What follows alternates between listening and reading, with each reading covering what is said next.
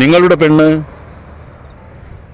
അത് കാമുകിയായിക്കോട്ടെ, ഭാര്യ ആയിക്കോട്ടെ, ഏറ്റവും അടുത്ത പെൺ സുഹൃത്താവട്ടെ, എന്നും ഇങ്ങനെ ചെയ്യുന്നവരാണോ?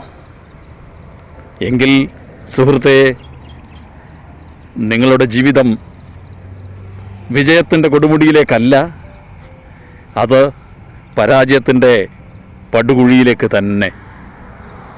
അപ്പോൾ എന്താണ് ഒരു പെണ്ണ് ചെയ്യുന്ന ഇത്ര വലിയ പാതകം എന്ന് നിങ്ങൾ ആലോചിക്കും. ഈ വീഡിയോ മുഴുവനായി കാണുകയാണെങ്കിൽ നിങ്ങൾക്കത് തീർച്ചയായും മനസ്സിലാവും.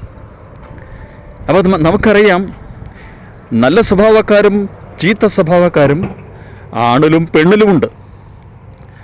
നല്ല സ്വഭാവം കൊണ്ട്, ജെന്യുയിനായിട്ടുള്ള ക്വാളിറ്റി കൊണ്ട് ഒരാൾ തൻ്റെ കുടുംബത്തിലും തൻ്റെ ചുറ്റുപാടുകളിലും തൻ്റെ സമൂഹത്തിലാകെ വല്ലാത്തൊരു പോസിറ്റീവ് എനർജി സൃഷ്ടിക്കും, ക്രിയേറ്റ് ചെയ്യും.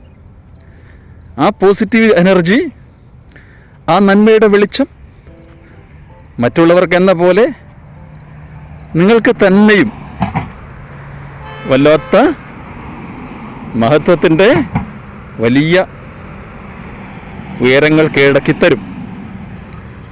എന്നാൽ വിധ്വംസക പ്രവണതകൾ കൊണ്ടു നടക്കുന്ന ആളുകൾ, അതാണായാലും പെണ്ണായാലും, അവർ വല്ലാത്ത രീതിയിലുള്ള ഒരു നെഗറ്റീവ് എനർജി സൃഷ്ടിച്ചുകൊണ്ടിരിക്കും. അവരിൽ നിന്ന് നെഗറ്റീവ് എനർജി എപ്പോഴും ഉത്ഭവിച്ചുകൊണ്ടിരിക്കും. ആ നെഗറ്റീവ് എനർജി സമൂഹത്തെ മലിനമാക്കും. കുടുംബത്തിൽ അസമാധാനത്തിൻ്റെ പൊട്ടിത്തെറികൾ സൃഷ്ടിച്ചുകൊണ്ടേയിരിക്കും. അപ്പോൾ നമ്മൾ പറഞ്ഞു വരുന്നത് അതൊന്നുമല്ല. നിങ്ങൾ നിങ്ങളുടെ ഭാര്യയെ ഒരു കടലോളം സ്നേഹിക്കുന്നുണ്ടാവും. നിങ്ങൾ നിങ്ങളുടെ കാമുകിയെ ഒരാകാശത്തോളം പ്രണയിച്ചുകൂടെ നിർത്തുന്നുണ്ടാവും. ഫണ്ടിന് വേണ്ടി പാർക്കുകളിലും ബീച്ചിലും മറ്റ് പലയിടങ്ങളിലും നിങ്ങൾ ചുറ്റിക്കറങ്ങുന്നുണ്ടാവും. ഒക്കെ ശരിയാണ്. അതൊക്കെ ഒരു പൊതുബോധ നിർമ്മിതി കൂടിയാണല്ലോ. പ്രണയിക്കുക എന്ന് പറഞ്ഞാൽ ബീച്ച്, പാർക്ക്, ഹോട്ടലുകൾ എന്നൊക്കെയാണല്ലോ പൊതുബോധ നിർമ്മിതി എന്ന് പറയുന്നത്. അപ്പോൾ പിന്നെ എന്താണ് ഒരു പെണ്ണ് ചെയ്യുന്ന ഏറ്റവും വലിയ പാതകം എന്ന് പറയുന്നത്? ഒരാണിനെ പരാജയത്തിൻ്റെ പാതാളക്കുഴിയിലേക്ക് തള്ളിയിടാൻ ഒരു പെണ്ണ് ചെയ്യുന്ന പാതകം എന്ന് പറയുന്നത് കേൾക്കുമ്പോൾ വളരെ സിമ്പിളായിട്ടുള്ള പരാതി ആണ്. ഇത് കേൾക്കുമ്പോൾ നിങ്ങൾ വിചാരിക്കും, ഇവൻ എന്താണ് ഈ പറയുന്നത് എന്ന്. ഇത്ര വളരെ നിസ്സാരമായിട്ടുള്ള കാര്യത്തിനാണോ? അല്ല, നിസ്സാരമല്ല.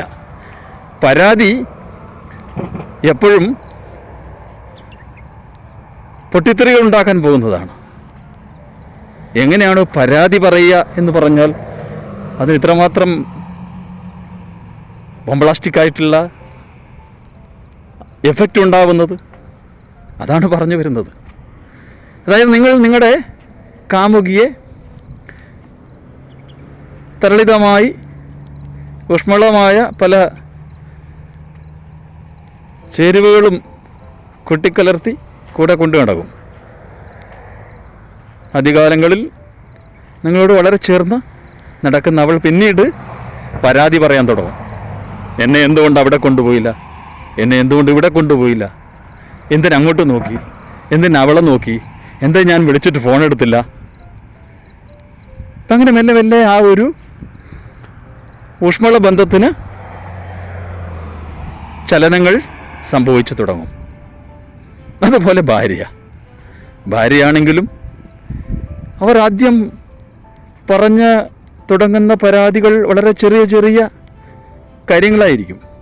അപ്പോൾ നിങ്ങൾ അതൊന്നും മുഖവിലക്കെടുക്കില്ല, നിങ്ങൾ തിരിച്ചറിയില്ല.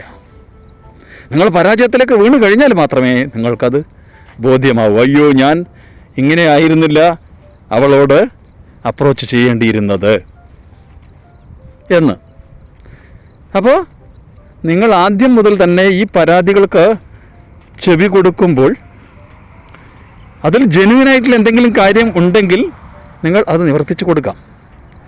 അല്ലെങ്കിൽ അവളെ എല്ലാ സമയത്തും സന്തോഷിപ്പിച്ച് നിർത്താൻ വേണ്ടിയിട്ട് നിങ്ങൾ അത് വാങ്ങിക്കൊണ്ടുപോവാ, ഇത് വാങ്ങിക്കൊണ്ടുപോവാ, അത് അവിടെ പോവാം, ഇവിടെ പോവാം, എനിക്കിത്ര ഗോൾഡ്, എനിക്കിത്ര ഡയമണ്ട്, അല്ലെങ്കിൽ എനിക്ക് അപ്പോൾ നിങ്ങൾ ഇതെല്ലാം തന്നെ അവളെ ബുദ്ധിമുട്ടിക്കാതിരിക്കാൻ, അവളെ എപ്പോഴും സന്തോഷിപ്പിച്ച് നിർത്താൻ വേണ്ടി നിങ്ങൾ ആദ്യം നിങ്ങളുടെ കൊക്കിൽ ഒതുങ്ങുന്നത് ചെയ്യും. പിന്നീട് നിങ്ങൾ മെല്ലെ മെല്ലെ മെല്ലെ കടത്തിലേക്ക് നീങ്ങും. പിന്നെ നിങ്ങൾ കടത്തിൻ്റെ മേൽ കടം ഉണ്ടാക്കാൻ തുടങ്ങും, ലോൺ എടുക്കും. ആകെ നിങ്ങൾ ചിലന്തി വല പോലെ കടങ്ങളുടെ ഊരാക്കുടുക്കിൽപ്പെട്ട് അവസാനം സൂയിസൈഡിലേക്ക് വരെ എത്തിപ്പെടും. നമുക്ക് 2 നില വീടെടുക്കാം, നമുക്ക് ആ കാറ് വാങ്ങാം, ഈ കാറ് വാങ്ങാം. ഇത് ഞാൻ വളരെ അപ്പോൾ പരാതിയിലാണ് ഇത് തുടക്കം. എന്ത് കാര്യങ്ങൾ നിങ്ങൾ ചെയ്തു കൊടുത്താലും പിന്നെയും പരാതി ഒഴിയുന്നില്ല എങ്കിൽ ശ്രദ്ധിക്കുക, സൈക്കിക്കായിട്ടുള്ളൊരു എലമെൻ്റ് ആ പെണ്ണിൻ്റെ ഉള്ളിലുണ്ട്. അപ്പോൾ ബന്ധങ്ങൾ വേർപെടുന്നതിന് മുമ്പ് ഇത് കണ്ടെത്തണം.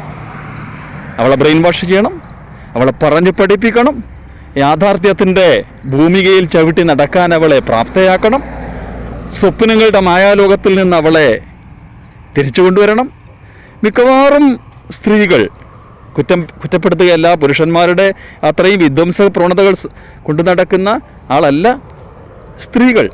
പക്ഷെ ഇപ്പോൾ നമ്മൾ സ്ത്രീകളെക്കുറിച്ച് പറയുന്നത് കൊണ്ട് അവരുടെ ആ സ്വപ്നങ്ങളുടെ മായാലോകത്തു നിന്ന് അവളെ പതിയെ യാഥാർത്ഥ്യങ്ങളുടെ ഭൂമികയിൽ ചവിട്ടി നടക്കാൻ പഠിപ്പിക്കണം. അതിന് പരാതിയുടെ എന്താ പറയുക, ആ ഒരു എഫക്റ്റ് നിങ്ങൾ തിരിച്ചറിയണം. അല്ലെങ്കിൽ എല്ലാം നിസ്സാരമായി കണ്ടാൽ അവസാനം നിങ്ങൾ കൂരാ കൊടുക്കാവും. അതുകൊണ്ട് സുഹൃത്തുക്കളെ, പരാതികൾ പരിഹരിക്കപ്പെടേണ്ട പരാതികളാണെങ്കിൽ പരാതികൾ പരിഹരിക്കപ്പെടാം. അല്ല എങ്കിൽ അവൾ മായിക ലോകത്ത് ചവിട്ടി നിന്നാണ് പരാതികൾ ഒഴിയാതെ പറഞ്ഞുകൊണ്ടിരിക്കുന്നതെങ്കിൽ നിങ്ങൾ അവളെ തിരുത്തിച്ചേ മതിയാവും. നിങ്ങൾ താലി കെട്ടിക്കൊണ്ടുവന്ന ഭാര്യയെ ഒഴിവാക്കണമെന്നോ കാമുകിയെ ഒഴിവാക്കണം എന്ന് അല്ല പറയുന്നത്. പക്ഷേ ആ കുട്ടിയെ നിങ്ങൾ തിരുത്തണം. നിങ്ങൾക്ക് തിരുത്താൻ പറ്റും. തിരുത്തി അവളെ യാഥാർത്ഥ്യത്തിലേക്ക് കൊണ്ടുവന്ന് പരസ്പരം ഡിസ്കഷൻ നടത്തി കുടുംബത്തിലുള്ള ചെറിയ ചെറിയ കാര്യങ്ങൾക്ക് വിട്ടുപോവുക, വഴക്കടിക്കുക, ബന്ധങ്ങൾ തകരുക, ഒരു സമൂഹത്തിൽ ഒരുപാട് കാണുകയാണ്.